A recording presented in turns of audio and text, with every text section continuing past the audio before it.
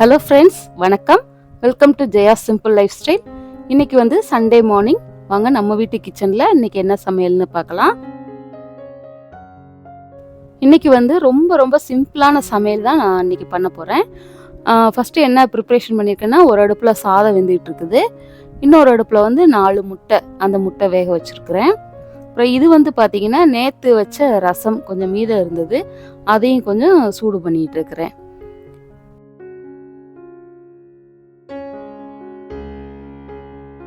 சாதமும் முட்டையும் வேகட்டும், அந்த கேப்பில் குழம்புக்கு தேவையான காய்கறிலாம் ரெடி பண்ணிக்கிட்டேன்.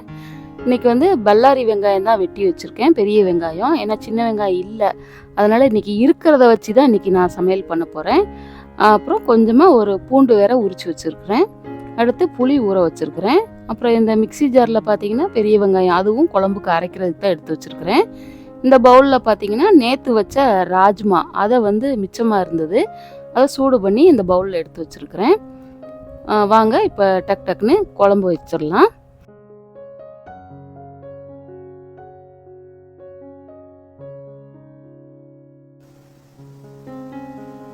இன்றைக்கி வந்து பார்த்திங்கன்னா எனக்கு சமைக்கவே விருப்பம் இல்லைங்க.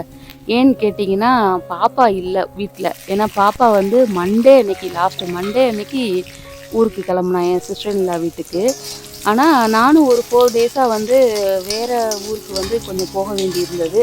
அதனால் வந்து எனக்கு அந்த இது ஒன்றும் அந்தளவுக்கு தெரியல. ஆனால் இன்றைக்கி தாங்க வீட்டில் ஃபுல்லாக இருக்கிறனால எனக்கு ரொம்ப லோன்லியாக ஃபீல் பண்ணேன் நான். ரொம்ப ரொம்ப கஷ்டமாக இருந்துச்சு. ஏன்னா நான் அவளை எங்கேயுமே நான் விட்டதில்லை தனியாக. அவள் ஒரு ஃபஸ்ட் ஸ்டாண்டர்ட் படிக்கும்போது பார்த்திங்கன்னா அம்மா வீட்டுக்கு வந்து போயிருந்தா. அப்போ வந்து அம்மா வீடு வந்து இங்கே மதுரையிலேருந்து ஒரு 3 மணி நேரம் ட்ராவலில் இருக்கிற மாதிரி இருந்தது. அப்போ ஃபஸ்ட்டு டே ஈவினிங் தான் கூப்பிட்டு போயிருக்காங்க. அந்த ஒரு நாள் நைட்டு கூட என் ஹஸ்பண்ட்னாலேயே பாப்பாவை விட்டு இருக்க முடியல. காலையில் எப்படா விடியும்னு சொல்லிட்டு 4 மணிக்கெல்லாம் எந்திரிச்சு வண்டி எடுத்துகிட்டு 2 வீலர்லேயே நாங்கள் போயிட்டோங்க அங்கே அம்மா வீட்டுக்கு பாப்பாவை கூப்பிடுறதுக்கு. ஆனால் அதுக்கப்புறம் பார்த்திங்கன்னா இப்போ அவள் 8th படிக்கிறா. அதுக்கப்புறம் இப்போ தான் நான் அவளை செகண்ட் டைமாக பிரிஞ்சு இருக்கிறேன். ஆனால் என்னால் முடியவே இல்லை, இருக்கவே முடியல. என்னடா இது, எப்படா வருவா அப்படின்ற மாதிரி இருந்தது.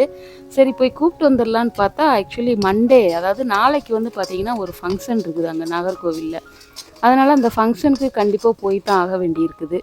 அதனால தான் சரி 2 அலைச்சல் வேண்டாம் அப்படின்னு சொல்லிட்டு, சரி ஒரே தான் ஃபங்க்ஷன் முடிச்சுட்டு வரும்போது பாப்பாவை கூப்பிட்டு வந்துடலாம் அப்படின்னு சொல்லிட்டு பிளானில் இருக்கிறோம் வீட்டில். மண்டே காலையில் ஃபங்க்ஷனை முடிச்சுட்டு அப்படியே நைட்டாக கிளம்பி மதுரைக்கு வந்துடலான்னு சொல்லிட்டு பிளானில் இருக்கோம். ஆனால் நான் வந்து போகலை. ஏன்னா ட்ரிப்புக்கு வந்து பார்த்திங்கன்னா என் ஹஸ்பண்டும் அத்தையும் தான் போகிறாங்க. அதனால் இன்னும் ஒரு நாள் ஐயோ எப்படா அதை கிராஸ் பண்ணுறதுன்னு தெரியல எனக்கும். எப்படா வந்து மண்டே நைட்டு வரும்னு சொல்லிட்டு ரொம்ப இதாக இருக்கிறேன் எனக்கு.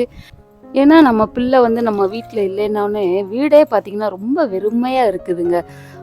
நானும் என்னென்னவோ பண்ணி பார்க்குறேன், என்னால் அதுலேருந்து மீண்டு வர முடியல. ரொம்ப ரொம்ப கஷ்டமாக இருக்குது, ரொம்ப லோன்லியாக ஃபீல் பண்ணுறேன். இப்போ மார்னிங்கும் நைட்டும் ஓகே, ஏன்னா ஹஸ்பண்ட் கூட இருக்கிறாங்க. அதுக்கப்புறம் அவங்க நம்ம பிஸ்னஸ்லாம் பார்க்கணும் இல்லையா, அதனால் வேலைக்கு போனதுக்கப்புறம் அந்த பகல் நேரம் தான் என்னால் முடியவே இல்லை. ஆஹா, இன்னும் ஒரு நாள் மண்டே எப்படி நான் கடத்த போகிறேன்னு தெரியல. சரி பார்க்கலாம். இன்றைக்கி வந்து பார்த்திங்கன்னா இன்றைக்கி சாலை மீன் தான் வாங்கிட்டு வந்திருந்தாங்க.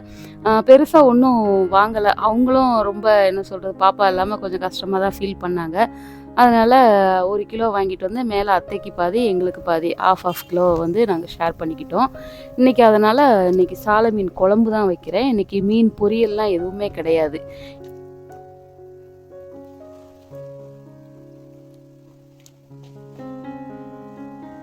என் ஹஸ்பண்ட் கூட என்னை ரொம்ப கிண்டல் பண்ணிகிட்டே இருந்தாங்க. நீ என்னை விட்டுட்டு கூட நீ இருந்துருவ போல், ஆனால் உன் பொண்ணை விட்டுட்டு உன்னால் இருக்க முடியல. நாளைக்கு எப்படி நீ மேரேஜ் பண்ணி கொடுத்தா நீ பொண்ணை விட்டுட்டு இருக்க போகிற அப்படின்னு சொல்லிட்டு கிண்டல் பண்ணிகிட்டே இருந்தாங்க. ஏன்னா அவங்க வந்து மார்னிங் ஆஃபீஸ் போனால் நைட்டு தான் வர்றாங்க. அதனால் அது நமக்கு அந்தளவுக்கு ஒன்றும் தெரியல. ஆனால் பாப்பா வந்து கூடவே இருப்பாளா, கூடவே இருந்து என்கிட்ட வம்பிழுத்துக்கிட்டு வச்சுட்டு, சொல்லப்போனால் எனக்கு ஒரு மாமியார் மாதிரின்னு வச்சுக்கோங்களேன், அந்தளவுக்கு என்கிட்ட இருப்பாள். ரொம்ப பாண்டிங்காக இருப்பாள். எங்கேயுமே அவளை விட்டு போனது இல்லையா, அதனால் ரொம்ப ரொம்ப ஃபீலிங்ஸ் ஆயிடுச்சு. ஆனால் முடிவு எடுத்துட்டேன், இனிமேல் வந்து அவளை நான் இல்லாமல் எங்கேயுமே தனியாக இனிமேல் அனுப்பக்கூடாதுன்னு சொல்லிட்டு. நீங்களும் என்ன மாதிரி யாராவது பசங்களை லீவுக்கு வந்து நம்ம ரிலேட்டிவ் வீட்டுக்கு அனுப்பிட்டு இந்த மாதிரி லோன்லியாக ஃபீல் பண்ணுறீங்களா? எனக்கு கமெண்ட்டில் சொல்லுங்கள். அப்புறம் மார்னிங் பிரேக்ஃபாஸ்ட்டுக்கு சேம் மீன் குழம்பும் தோசையும் தான் வச்சு சாப்பிட்டுக்கிட்டோம். அவ்வளோதான் இன்னைக்கு சமையல். இந்த வீடியோ பிடிச்சிருந்தா லைக் பண்ணுங்கள், ஷேர் பண்ணுங்கள், சப்ஸ்கிரைப் பண்ணுங்கள். தேங்க்யூ ஃபார் வாட்சிங். பாய்.